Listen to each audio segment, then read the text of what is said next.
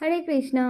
অনেকেই জিজ্ঞাসা করছে ভীষ্ম পঞ্চক ব্রত কী এবং কিভাবে পালন করতে হবে, কি কি নিয়ম আছে, এই সমস্ত কিছু জানতে চেয়েছো। তো তাদেরই উদ্দেশ্যে আজকের এই ভিডিওটা আমি বানাচ্ছি। তো তোমরা সকলে মন দিয়ে আমার ভিডিওটা লাস্ট পর্যন্ত দেখবে, তাহলে কিন্তু তোমরা বুঝতে পারবে যে ভীষ্ম পঞ্চক ব্রত কী।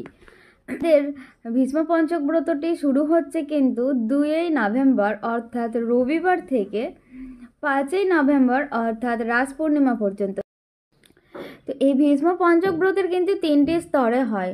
তো কি কি সেটাই আমি বলছি। প্রথম স্তরটা হচ্ছে প্রথম দিন গোময়, দ্বিতীয় দিন গোমূত্র, তৃতীয় দিন দুধ অর্থাৎ ক্ষীর, চতুর্থ দিন হচ্ছে দধি, আর পঞ্চম দিনে হচ্ছে গোময়, গোমূত্র, দুগ্ধ, দধি ও ঘিয়ের মিশ্রণে তৈরি পঞ্চদ্রব্য। এইগুলো তোমরা গ্রহণ করে পালন করতে পারেন।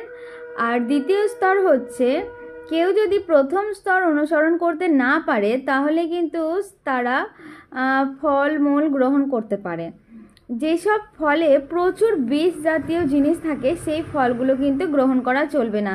তার যেমন হচ্ছে পেয়ারা, ডালিম, পেঁপে, শসা প্রভৃতি এই জিনিসগুলো কিন্তু গ্রহণ করা চলবে না। আলু, কাঁচা কলা বা মিষ্টি আলু সেদ্ধ করে গ্রহণ করা যেতে পারে।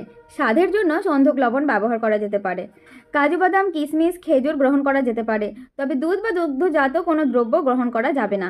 নারকেল অর্থাৎ নারকেলের জল কিন্তু তোমরা গ্রহণ করতে পারো। এটা হচ্ছে দ্বিতীয় স্তরের ব্রত। আর তৃতীয় স্তর হচ্ছে যদি কেউ এই দুটো স্তর আমি যে দুটো বললাম সেই দুটো যদি কেউ পালন করতে না পারে তাহলে তারা কিন্তু এই তৃতীয় স্তরটা পালন করবে। সেটা হচ্ছে হবিষান্ন গ্রহণ করতে পারে। হবিষান্ন মানে হচ্ছে সমস্ত কিছু মানে চাল, কাঁচা কলা, মিষ্টি আলু এগুলো কিন্তু সন্ধক লবণ দিয়ে সেদ্ধ করে কিন্তু তোমরা এটা প্রসাদ পেতে পারো ভগবানকে অফার করার পর।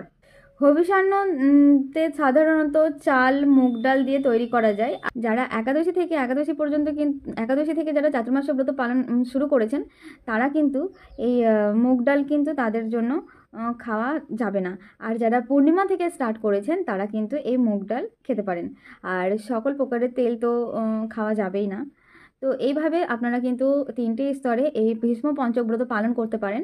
এবং যেই আমাদের লাস্ট দিন ভীষ্ম পঞ্চক ব্রতর, সেই দিন আমরা মানে চাতুর্মাস্য ব্রতের যে 4টে মাস ধরে আমরা যেগুলো খাওয়া আমাদের নিষেধ ছিল সেই সমস্ত কিছু রান্না করে, সরষের তেল দিয়ে রান্না করে সমস্ত আইটেম ভগবানকে অফার করে তারপর কিন্তু আমরা এই ভীষ্ম পঞ্চক ব্রতের লাস্ট দিন সেটা ভগবানকে সুন্দরভাবে রান্না করে ভগবানকে অফার করে তারপরে কিন্তু আমরা এই ব্রত ভঙ্গ করব।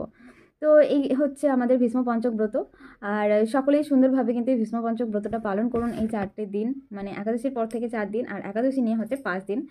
তো সকলেই সুন্দরভাবে পালন করুন। হরে কৃষ্ণা, হরি বল।